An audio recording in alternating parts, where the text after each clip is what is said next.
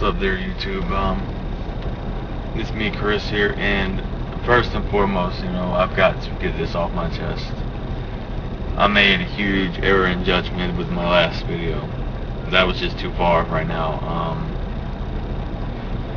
I came off in that video looking like pathetic, and I know I've got my mental issues, and I deem myself pathetic at times. But I saw myself in that video. I came off very pathetic. Those are my feelings, those are true. I don't like to lie about things like that. I'm here doing this because I like to show my feelings and describe them to the world, to let people know what a person who suffers from a mental illness, which mental illness just, it's so broad range. So, most people are naive and think mental illness means retardation. And that's not true. Mental illness is a wide range. So I'm going to start referring to what I have as a mental illness and just refer to it as major depressive disorder, acute social anxiety, and irrational fear disorder. That's what the three classes I was deemed with. But anyways, my last video I came off very pathetic, and I looked like someone who was just begging for sympathy, and that's not what I'm here for. If you're gonna like me for me, but I'm not here to get people to feel sorry for me. It's just not the plan. In my life, I've had people feel sorry for me, and it didn't turn out very good. So I don't want anybody feeling sorry for me. I want people to realize, there are people like me out there who suffer and live a day-to-day life alone with nobody, and have been doing it for many years. The simplest thing in life, one thing that I ever wanted in life, non-materialistic, was love. Can you believe that? And it's so hard for me to find that. I just don't understand it, but I came off way too deep, way too far. Bringing my grandmother into the mix, the woman who raised me, the woman I see as my mother. It's just not right. That's just too personal and too far right now. I'm apologizing to anyone I offended, if I did offend anyone with that video. I just came off way too pathetic looking and sympathetic, and I'm not here to make people feel sorry for me. So that's that. And I don't know where it goes from here. I mean, I do appreciate the comments, and I do appreciate getting videos. One person sent me a video reply. I haven't watched it yet. That's only because it's hard. I'm very, I've always been a shy guy, and this is so weird to explain, but this is the first time anyone's ever responded to me via video. So I'm very anxious about watching it, and I'm very shy, and it's weird. It's so strange. Anyways, just want to get this little quick tidbit out about the last video and how I'm feeling on it. So I'm not looking for, again, people to feel sorry for me, because that just leads down the wrong road. And I am sorry for coming off the way I look. So I will see you guys in another video in a little bit. Peace. Okay, well, I'd started this video, and I had to cut it off because apparently I was parked somewhere where there was a lot of people, and those people seemed to, I guess I parked in the wrong spot today. I don't know. They seemed, and it's busier today and where I usually like to sit. So more people were I could see them as they walked in front of my car or next to me, the car. They would be looking at me so strange, and that just, I don't deal with that very well. I mean, wow, I'm sitting here talking to my camera. It's nobody's business, yet I get these weird looks. But anyways,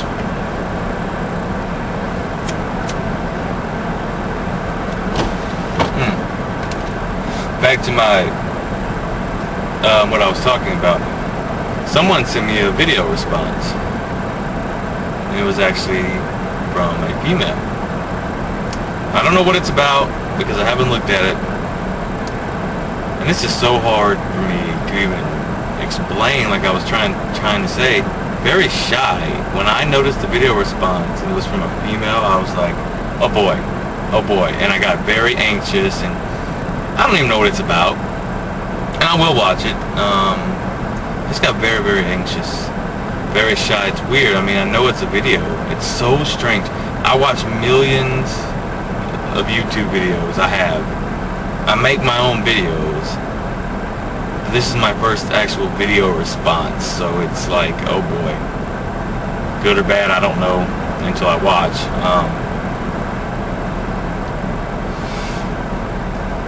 Immediately the shy guy kicked in. I'm like, oh boy, and I put it in my saved folder or my saved files, because I had what I did was I downloaded it through KeepVid, and I moved it to a memory stick for me to watch whenever I wanted to. I will watch it and I will reply to it. Probably you will see that video Saturday. And the reason being is Thanksgiving. And I'm not going to be doing any videos the next 2 days. So the next 2 days are going to be like just a downtime for me. Going to be super depressed. I'm probably going to shed some tears like I do every year. But, you know, again, I'm not looking for people to feel sorry for me. And like I came off in the last video, I think I went way, way too far along that line of what I need to be describing and what I intend to do with this channel. And, you know I like to be real and honest, and I'm all about that. But that was just a little bit. Like I said, I looked very pathetic sitting there. Essentially, it looked to me like I was begging, you know, for someone to feel sorry for me, and that's not the case.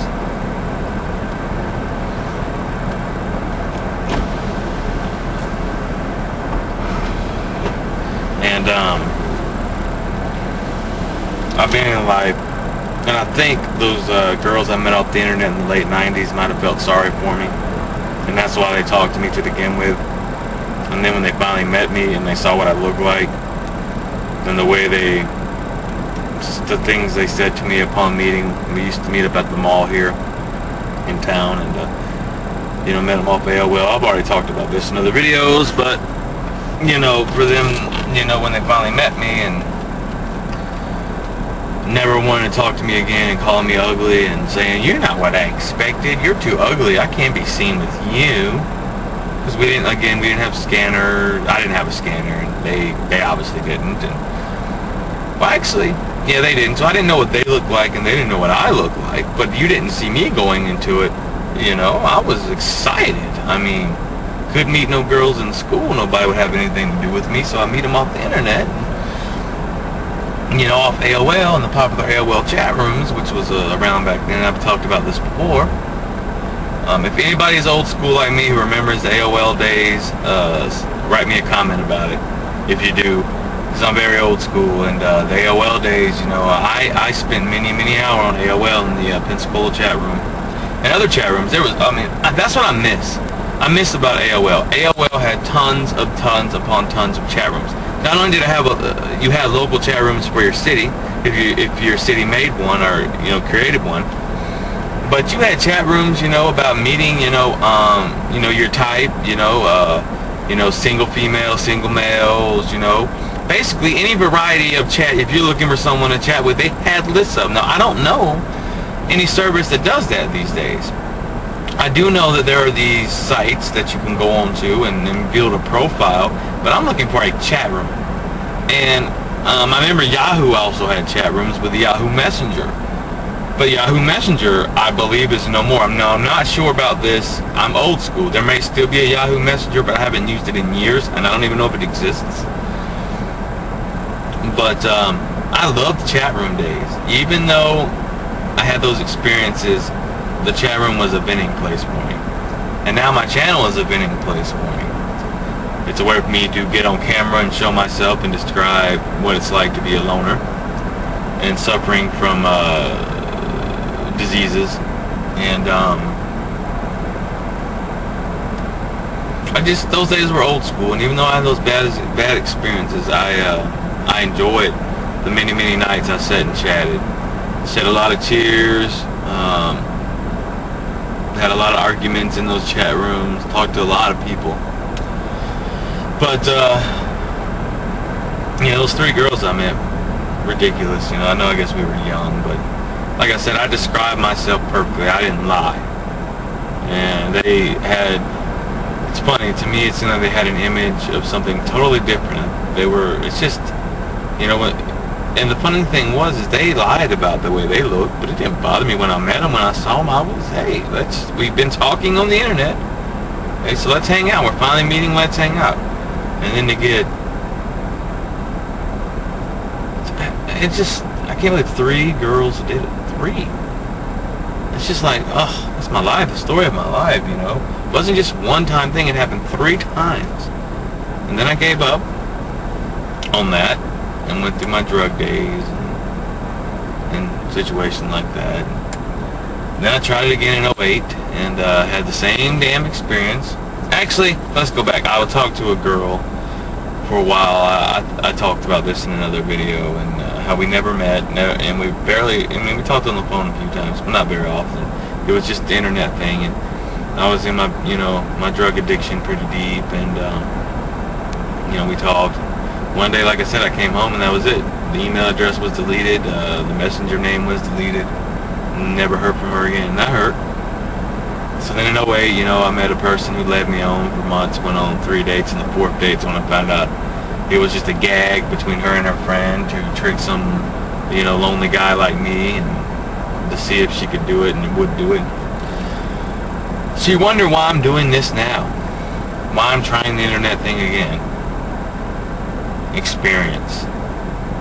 The experiences that I've had in the past will allow me to be able to judge if I feel someone is genuine, and I'm not taking a leap unless I feel 100% that you are 100% genuine and true and you're not leading me on. And there are ways that I've learned through the experience that I had of just the way you communicate, words you type, videos you might send, if you're being genuine or not. Just little subtle hints, whatever, will let me know that you're leading me down a rocky road or trying to lead me astray, or you really are 100% true. It's honesty with me. It's all about honesty. I don't need people lying and feeling sorry for me. I want to enjoy life for what it is. I'm 30 years old. The only thing I've ever wanted in life, and I've made this very clear, is love. And I knew this early on how much it meant to me when I was 12 years old and that first girl rejected me the way she did. But even then I wanted love, and I knew what love was, and I found myself very mature for my age. Because to me, and it's a shame, how I got picked on and chastised because I didn't want materialistic things, rich, fame, fortune, cars, clothes, whatever. I wanted marriage, I wanted love, I wanted family, I wanted to take care of a female.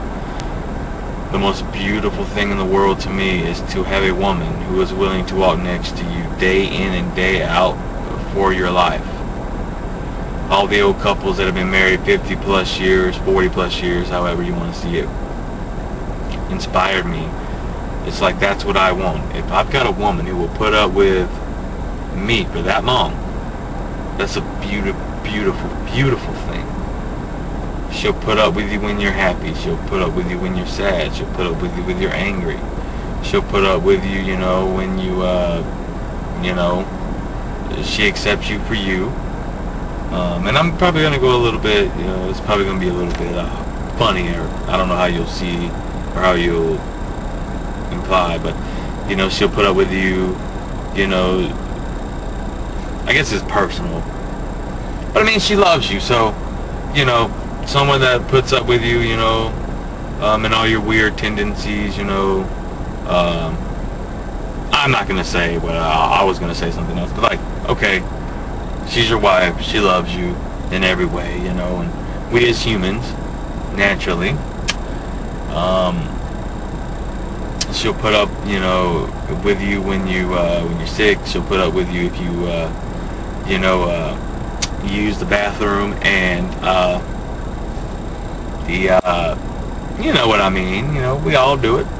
Maybe you ate something and it's just a little bit, a little bit off, and she loves you though. She understands that. You know, because so many times I've heard of people who are together in relationships, and you know, a guy uses the bathroom, and you know, it may not be the best smell, and then the girl will like break up with him because of that. I don't want to be with somebody that stinks. I mean, give me a freaking break. We all use the bathroom. We all have times where, you know, and this is just reality. I'm all about being true and honest. We all have times where we may not smell the best. And, you know, but if someone's willing to walk with you hand in hand for that many years for your life and put up with all those minute things, your off days, your good days, you know, you're sad, happy, when you're down and out, someone you can relate to, someone you can talk to, someone you can trust in, someone you can share everything with, someone who doesn't mind if you use the bathroom and it doesn't smell all that great. You know, someone, you know, if you know, have a time where maybe you've done some work or something and you don't smell that great, but it loves you and doesn't care and understands, hey, you just went and worked. You just went and got all sweaty. You know, you're not going to smell 100% great, you know? But I love you, and I'm going to love you regardless of that. I'm not going to sit there and can talk down to you or break up with you because of those little minute things that every human deals with. And I know I was a little bit personal, and you know, whatever. I'm just being open and being honest, and it's the truth. So that's the most beautiful thing in the world, to know that you have a woman who will walk with you hand in hand for that long and love you and be with you and support you, and you can talk to her. She'll be your best friend. I'm looking for a best friend.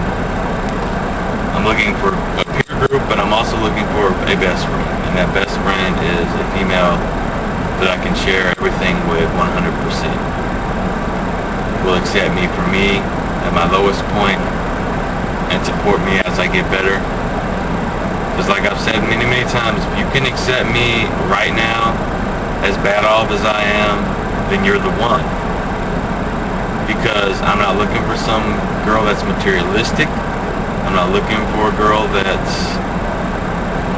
stuck up, all about herself. I'm not looking for someone who nitpicks. I'm not looking for someone who thinks money is the greatest thing in the world and materialistic things are all there is. I am looking for someone who will accept someone regardless of how much they have or how they look or what issues they face or what they wear, who will stick with them through thick and thin, from the bottom to the top. And for me, my top is marriage. You know, kids, it doesn't matter with kids, you know. It's not a big deal. I mean, you know, I just want someone to love. I don't, you know, kids come in the future. If you want kids or don't want kids, I'm not, you know. For me, it doesn't matter, you know. A family would be nice to have, but the most important thing for me is finding love and falling in love. And you know, the topic of kids is a big one. And I'll just say that if you love to have kids, and I would love to have kids. And if you don't, if I meet someone and you don't want kids, hey, fine. It doesn't matter either way to me, because I'm just trying. You know, I want to fall in love with someone, and you know, and share our lives together, which to me is the most beautiful thing in the world, as I just said. And everything else will take care of itself.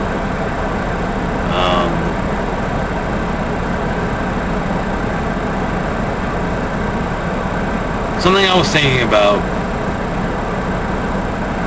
when it came to issues mentally is we as humans,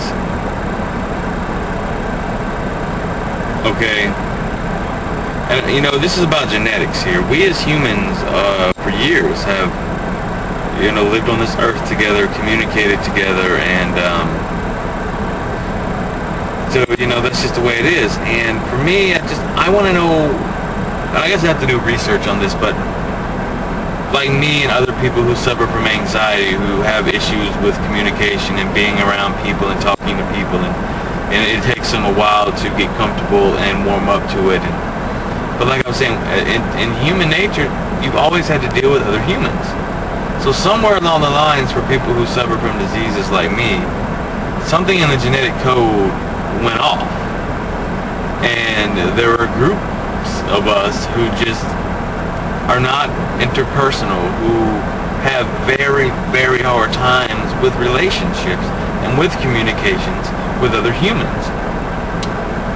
And you would think that in your genetics, because of how long humans have been around, and that the code would be in there and it would just be natural.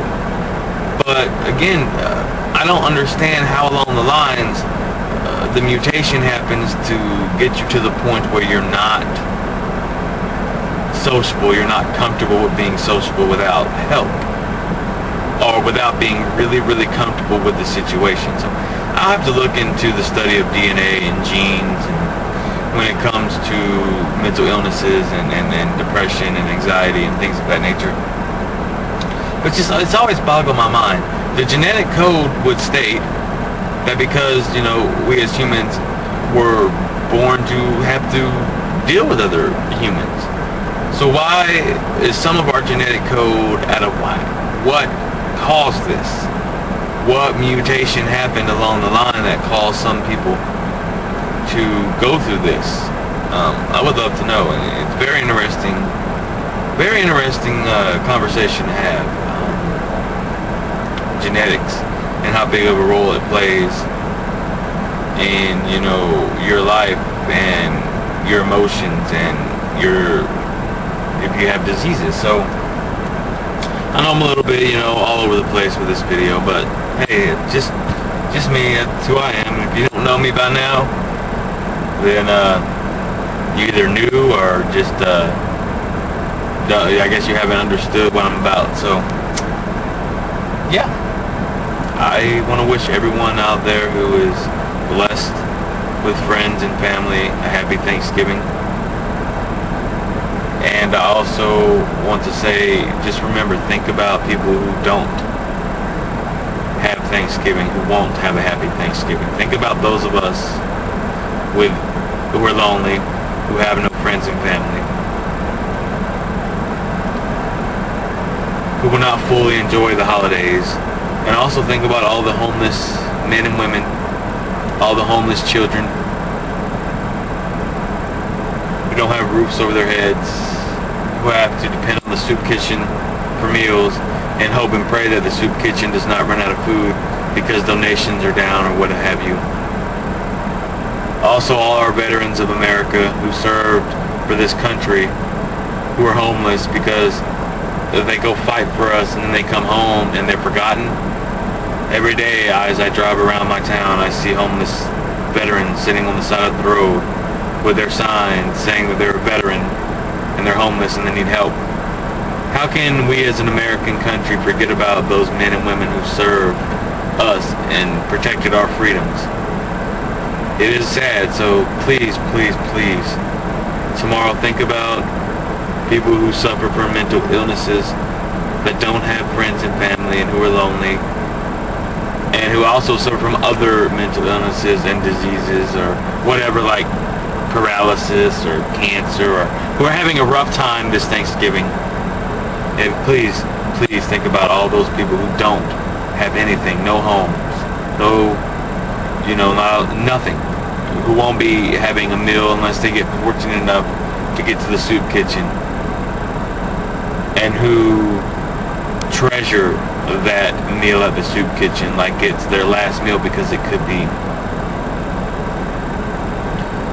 Take the time, and if you can, I don't have a lot of money, but open your hearts. And this time of year at the grocery stores, at least where I live, they ask you to donate just a simple $1 to a veteran.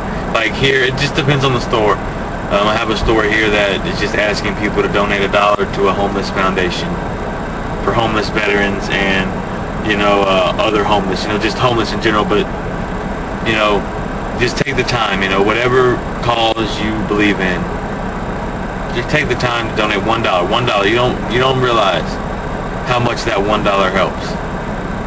And this is that time of year, and the thing I wish most, that people would stop worrying about themselves and stop thinking about others. You know, I'm not materialistic. I never have been and never will be. And if I had more money, I would do so much more. I'd like to think that if I ever won the lottery, I would donate majority of my winnings to charity. Because I don't need a lot to live. I just need enough money to live on the rest of my life. And I think I could, let's say I won $100 million. Well, I think I could live the rest of my life comfortably on $1 million, maybe $2. So I would donate, after taxes, I would probably end up donating 95% of it to charity, because the rest of it would be enough for me to live on. Why do I need all that money? You know? So if I ever was blessed and fortunate enough to win the lottery, it'd be nice to be able to give most of it to charities and to help others, and just put enough back to know that I can live the rest of my life, because I did a good thing. So again, just think about those less fortunate. To all my subscribers, Donley Miller, have a happy Thanksgiving. Try to enjoy it. And I will see you guys Saturday with my next video. Peace.